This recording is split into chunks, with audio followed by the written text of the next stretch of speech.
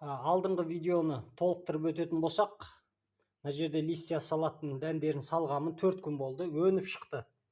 Сәл қоюлау сепкен едім. Енді бұны не істеу керек? Жегене жасау керек. Арасын 2 сантиметр, 1 сантиметр қылып, бір екеуін тартып көрейік. Мінекей.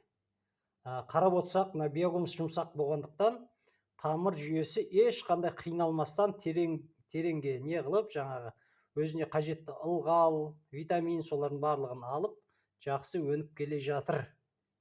Мінекей, тамаша. Мына жерге коврак деген өсімдіктің дәнін салдым.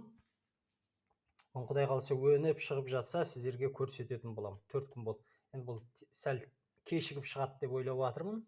Мына листья салаттарымыз тамаша өсіп жатыр. Мінекей. Арнамыздан алыстамаңыздар. Баршаға рахмет. Аман